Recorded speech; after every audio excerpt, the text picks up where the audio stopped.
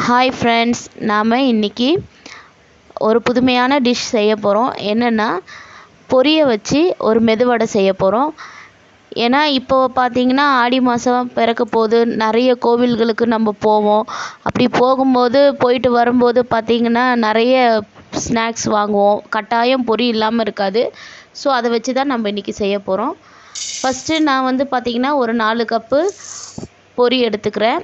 பொரி எடுத்துக்கிட்டு தேவையான அளவுக்கு தண்ணி ஊற்றி நல்லா ஊற வச்சுக்கிறேன். ஒரு 10 மினிட்ஸ் ஊறினா போதும்.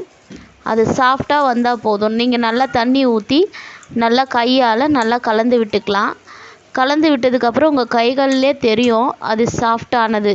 பொரி சாஃப்டானது நீங்கள் ஃபீல் பண்ணுவீங்க. ஸோ அது நமக்கு கரெக்டான பதம். இப்போ பாருங்கள், கையில் தொட்டு பொரி ரொம்ப சாஃப்டாக இருக்கும். ஸோ இது நம்ம இப்போ அரைக்க கரெக்டான பதம். ஒரு மிக்ஸி ஜாரில் கொஞ்சம் கொஞ்சமாக எடுத்து போட்டு நம்ம அரைச்சிக்கலாம். ரொம்ப ஃபைன் பேஸ்ட்டாலாம் அரைக்கக்கூடாது. முக்கால் பதத்துக்கு நீங்கள் அரைச்சி எடுத்துக்கோங்க. ஏன்னா அப்போ தான் உங்களுக்கு கிறிஸ்பி கிடைக்கும். இப்போ நம்ம அரைச்சாச்சு. இப்போ ஒரு பாத்திரத்தில் மாற்றிக்கலாம்.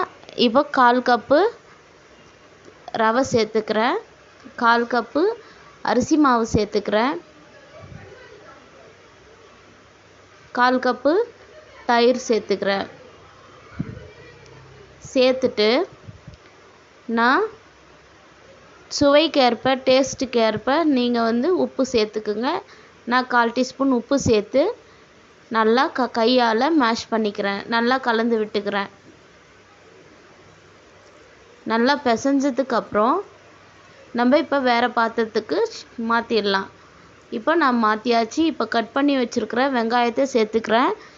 ஒரு பச்சை மிளகா, கொஞ்சமாக கறிவேப்பிலை, கொஞ்சமாக கொத்தமல்லி கறிவேப்பிலை சேர்த்து நல்லா பிசைஞ்சிக்கலாம்.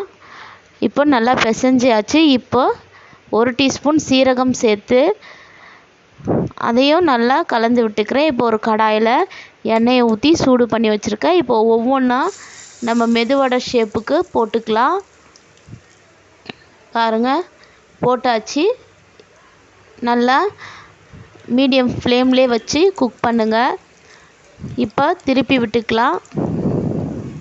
திருப்பி விட்டாச்சு. ஸோ இதே போல் மற்ற வடைகளையும் நம்ம திருப்பி விட்டுக்கலாம். நல்லா கோல்டன் ப்ரௌன் கலர் வரணும். அப்போது வெந்துடுச்சுன்னு அர்த்தம். ஸோ இப்போ கோல்டன் ப்ரௌன் கலர் வந்ததும் நம்ம எடுத்துக்கலாம். எண்ணெயும் அதிகமாக குடிக்காது. இந்த மெதுவடை ரொம்ப டேஸ்டியாக இருக்கும். உங்கள் குழந்தைகளுக்கு ஈவினிங்கில் ஒரு ஹெல்த்தியான ஸ்நாக்ஸ் ரெசிபினா இந்த பொரி மெதுவடை தான் நான் சொல்லுவேன். இதில் பார்த்தீங்கன்னா லோ கலோரிஸ் தான் இருக்குது இந்த பொரியில். ஸோ டயட் ஃபாலோ பண்ணுறவங்களுக்கு சிறந்த ஸ்நாக்ஸ் ரெசிபின்னு தான் நான் சொல்லுவேன். நெக்ஸ்ட்டு பார்த்திங்கன்னா நிறைய கார்போஹைட்ரேட் இருக்குது, நார்ச்சத்து இதெல்லாம் இருக்குது. ஸோ பொரி நம்மளுக்கே தெரியாமல் நிறைய நன்மைகளை தரக்கூடியது. ஸோ நீங்கள் ட்ரை பண்ணி பாருங்கள் வீட்டில் இந்த ரெசிபியை.